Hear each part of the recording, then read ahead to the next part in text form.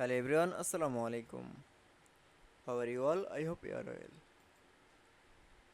Welcome back to my channel in this new video. Today's video, how to remove background picture in Microsoft Excel. So let's start it. At first, open your Excel document file. Firstly,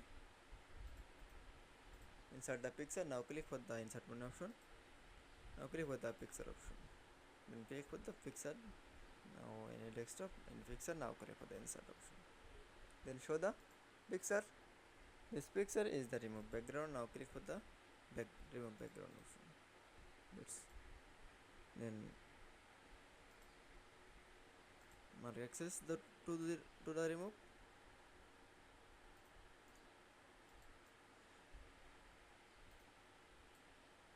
Now mark access to the keep.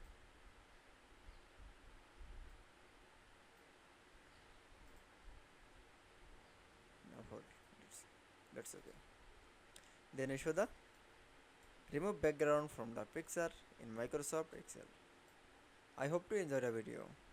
Please like, comment, share and subscribe my channel. Thanks for watching.